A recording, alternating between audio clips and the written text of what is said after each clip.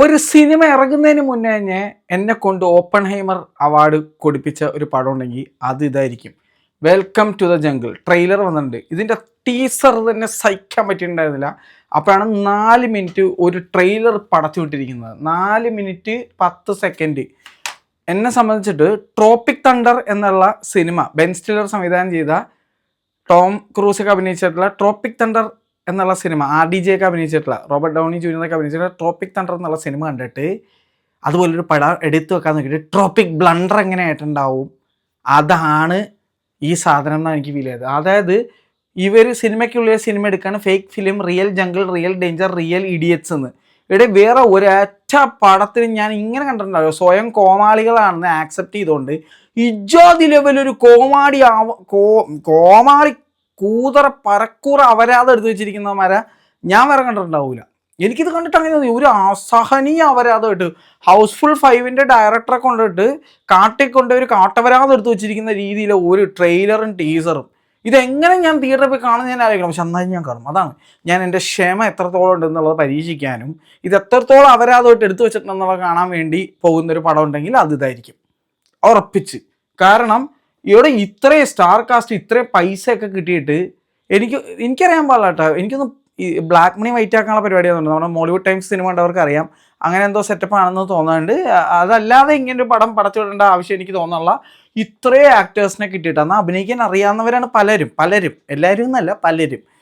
അവരെ കൊണ്ടുവന്നിട്ട് ഇതിനും ഭേദമുണ്ടല്ല.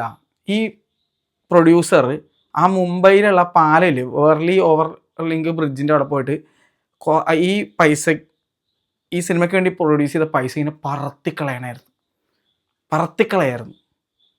അല്ലെങ്കിൽ ആ ധാരാവി കൊണ്ടുപോയി കൊടുത്തു കഴിഞ്ഞാൽ, അല്ലെങ്കിൽ ഇന്ത്യയിലെ ഏതെങ്കിലും ചേരിയിലൊക്കെ കൊണ്ടുപോയി കൊടുത്തു കഴിഞ്ഞാൽ അവരെ രക്ഷപ്പെട്ടാണ്. അജാതി ഒരു കോമഡി പീസ്, ഒരു പച്ചവരാതം എന്ന് ഞാൻ പറയും. കാട്ടിൽ വെച്ചെടുത്തിങ്ങനെ കാട്ടവരാതം, പച്ചവരാതം. ഒരു 4 മിനിറ്റ് അസഹനീയ ട്രെയിലർ ഞാനിങ്ങനെ വളരെ റെയറായിട്ട് അനുഭവിച്ചിട്ടുണ്ടാവുള്ളൂ. മറ്റേ ധ്രുവ സർജയുടെ ഒരു സിനിമ വന്നിട്ടുണ്ടായിരുന്നു ഈ അടുത്ത്, എന്തോ ഒരു സാധനം. അതിൻ്റെ ട്രെയിലർ കണ്ടപ്പോഴേക്കും എനിക്ക് ഇതുപോലെ മറ്റേ തലവേനെടുക്കുന്നത്, ഞാൻ ഒന്ന് കിടക്കട്ടെ എന്നൊക്കെ തോന്നിയ ഒരു അവസ്ഥ എനിക്ക് തോന്നിയത്. അതുപോലെ ഒരു പച്ചവരാതം, പച്ച നിറത്തിൽ കാട്ടിപ്പോയി എടുത്തു വെച്ചിരിക്കുന്ന ഒരു പച്ചവരാതമായിട്ടാണ് എനിക്ക് തോന്നിയത്. കാട്ടവരാതം, പച്ചവരാതം. പക്ഷെ എൻ്റെ പൊന്നെ, ട്രോപ്പിക് തണ്ടർ കണ്ട് ട്രോപ്പിക് ബ്ലണ്ടർ എടുത്തു വെച്ചിരിക്കുന്ന ഒരു ഫീലിംഗ് എനിക്ക് കിട്ടിയത്. ഇത്രേ ഒരു കൂതറ ട്രെയിലർ ഞാൻ ഈ അടുത്ത് കണ്ടിട്ടുണ്ടെങ്കിൽ അതെന്തായാലും ഹൗസ്ഫുൾ 5 തന്നെ ആയിരിക്കും. അതല്ലാതെ ഞാനൊന്നും കണ്ടിട്ടില്ല എന്ന് തോന്നുന്നു. ഇതിനകത്ത് എല്ലാവരുടെയും ആരാടാ ഏറ്റവും വലിയ അപരാധം, ആരാടാ ഏറ്റവും ശോകമായിട്ട് അഭിനയിക്കുന്നത്, ആരാണ് ഏറ്റവും കഞ്ഞിക്കൂറായിട്ട് അഭിനയിക്കുന്നതിനുള്ള ഒരു മത്സരം ആയിട്ടാണ് എനിക്ക് ഈ സിനിമയുടെ ട്രെയിലറിലുള്ള ഓരോ ക്യാരക്ടേഴ്സും കണ്ടപ്പോൾ തോന്നിയത്. ഇതിൻ്റെ ഇടയിൽ കൂടെ ജാക്കലിൻ ഫെർണാസ് എന്താ ചെയ്തു വെച്ചേക്കണം, മറ്റേ ഒരു മോപ്പ് കിട്ടൂലേ ഇങ്ങനെ പിഴിയാൻ പറ്റുന്നത്, ഇങ്ങനെ മോളിലിട്ട് പൊക്കിയിട്ട് ഇങ്ങനെ പിഴിയാൻ പറ്റണത്, ആ മോപ്പ് എടുത്ത് തല വെച്ച പോലെ ഉണ്ട്.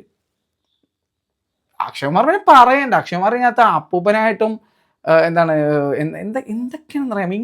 എങ്ങനെ സാധിക്കുന്നു മിസ്റ്റർ നിങ്ങൾക്ക്? ഏതോ ഹിമക്കരടിയൊക്കെ പോലെ ഉണ്ട്. എന്തോന്നാണ് കാണിച്ചു വെച്ചിരിക്കുന്നത്. കഷ്ടം തോന്നും. നിങ്ങളുടെ ആ കേസരി ചാപ്റ്റർ 2 എന്നുള്ള സിനിമയൊക്കെ കണ്ട എന്നോട് എന്തിനാണ് ഇങ്ങനെ ചെയ്യണത്? എന്തിന് നിങ്ങൾക്ക് പടം അത്രയ്ക്ക് പഞ്ഞോണാ വീട്ടിൽ? അത്രയും പഞ്ഞോണാ? ഇത് അഭിനയിച്ചേ പറ്റുള്ളൂ, അല്ലാതെ വീട്ടിലെ കറണ്ട് ബില്ല് എടുക്കാൻ പറ്റൂല എന്നുള്ള അവസ്ഥയാണ്. അതെനിക്കറിയാൻ വേണ്ടി ഞാൻ ചോദിക്കുകയാണ്. അത്രയും പഞ്ഞോണാ, അത്രയും ഗതികെട്ട് നിൽക്കാനാണോ നിങ്ങൾ ഇങ്ങനത്തെ പടമൊക്കെ അഭിനയിക്കാൻ? ശോകം. കാക്കി എന്നുള്ള സിനിമ കണ്ടപ്പോഴുള്ള അക്ഷയകുമാർ കില്ലാടി, പറയാനുള്ള. ബോബി ഡിയോളും കരീനയും അക്ഷയകുമാറൊക്കെ ആയിട്ടുള്ള ഒരു പടം ഉണ്ടായിരുന്നു. പടത്തിൻ്റെ പേര് പെട്ടെന്ന് കിട്ടണില്ല. കിണ്ണ സാധനമായിരുന്നു. അതൊക്കെ അഭിനയിച്ചിട്ടുള്ള മനുഷ്യനാണ് കാണിച്ചതെന്നുള്ളത് കാണുമ്പോഴേ അസഹനം. എല്ലാവരും ഭൂലോക ത്രിലോക വെറുപ്പിക്കൽ എന്നൊക്കെ പറയില്ല, അങ്ങനത്തെ ലെവൽ ഒരു ട്രെയിലറും ടീസറും. ഇനി പണ്ടറ ഞാൻ എങ്ങനെ പോയി എങ്ങനെ ഇത് മുഴുവിപ്പിക്കും എന്നുള്ളത് ഞാൻ പറയില്ല. ഇതൊരു ചാലഞ്ചായിട്ട് ഞാൻ എടുക്കണം, ഈ സിനിമ കണ്ടു തീർക്കുക എന്നുള്ളത്. അത് ഞാനൊരു ചാലഞ്ചായിട്ട് എടുക്കാൻ പോണേ. ജൂൺ 26-ാം തീയതി ഞാൻ എൻ്റെ ക്ഷമയുടെ നെല്ലിപ്പലക, എൻ്റെ മെൻ്റൽ സ്ട്രെങ്ത് ലെവൽ ഒക്കെ ഞാൻ ടെസ്റ്റ് ചെയ്യാൻ പോണേ. ഇത് പോയി കണ്ടിട്ട് കാണൂടാ. ഞാൻ എന്തായാലും ഞാൻ പോയി കാണും, കണ്ടിട്ടേ ഉള്ളൂ. ശരി, അപ്പോൾ നിങ്ങൾക്ക് എന്ത് തോന്നിയുള്ള താഴെ കമൻറ്റ് ചെയ്യുക. 4 മണിക്കൂർ ഈ അവരാധിച്ച ട്രെയിലറിൻ്റെ ലിങ്ക് ഞാൻ കൊടുക്കൂല, ഞാൻ തയ്ച്ചില്ല. അപ്പോൾ തന്നെ പോയി സെർച്ച് ചെയ്ത് കണ്ടാൽ മതി. കണ്ടു നോക്കിയിട്ട് നിങ്ങൾ പറ നിങ്ങൾക്ക് എന്ത് തോന്നിയതാണ്. ശരിയല്ലേ?